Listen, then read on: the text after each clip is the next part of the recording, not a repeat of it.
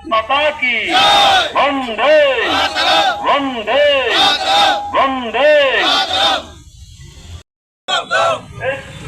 ডিপার্টমেন্টে ঘটনাগিরি কিসের সামনে জবাব চায় জবাব দাও জবাব তোমাদের বলো ভাই ভারত মাতা কি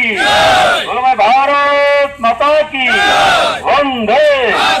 বন্দে বন্দে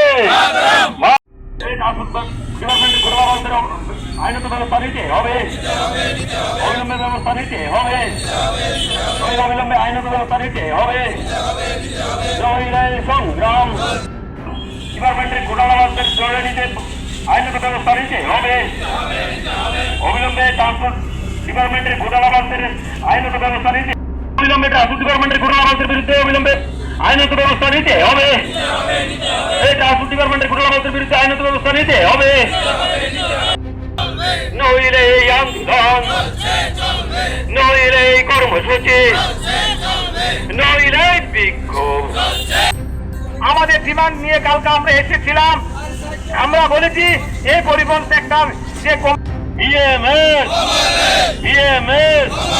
আমাদের দাবি ন্যায্য দাবি এই দাবি মানতে হবে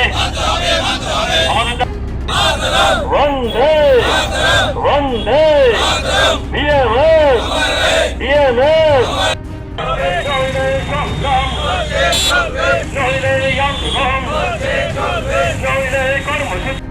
পারমিট কেন বিলি হচ্ছে জবাব চাই জবাব দাও এই লক্ষ লক্ষ টাকার বিনিময়ে পারমিট বিরুদ্ধে আইনত ব্যবস্থা দিতে হবে এই ট্রান্সপোর্ট ডিপার্টমেন্টের হবে এই ব্যবস্থাপনা কেন কেন নিচ্ছে শ্রমিকদের সাথে নইলে সংগ্রাম নইলে কর্মসূচি নইলে বিক্ষোভ জবাব তোমাদের দিতে হবে নইলে বন্দে মাতরম ভারত মাতা কি ভারত মাতা কি আজকে আমাদেরকে রাত্রিবেলা আমরা জানতে পারলাম তারা গ্রুপ মিটিং না করছে তারা টাকার বিনিময়ে বিভিন্ন সেক্টরে পারমিট প্রদান করা হচ্ছে কেন পরিবহন সেক্টর জবাব চাই জবাব দাও বিভিন্ন মিটিং হয় তারপর আমরা যখন মিটিংটা করি আজকে আমরা এখানে ধর্নায় শ্রমিকদেরকে বিভিন্নভাবে হয়রানি করা হচ্ছে কেন পরিবহন জবাব চাই জবাব দাও পরিবহন সেক্টর অভিযোগ বন্ধ করতে হবে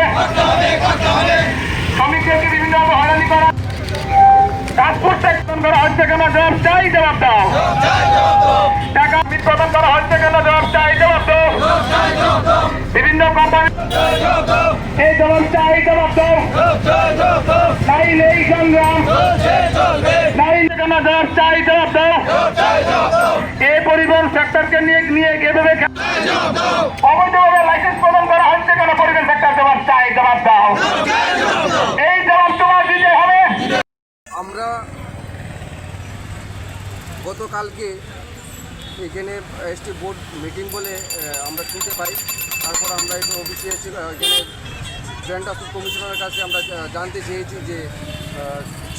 আমরা তো জানতে চেয়েছি চেয়ারম্যান রেজিগনেশন দিয়ে দিয়েছে তারপরে কি করে মিটিং হচ্ছে ওনাকে জিজ্ঞেস করার পরে উনি সদুত্তর আমাদেরকে দিতে পারেনি উনি বলছে যে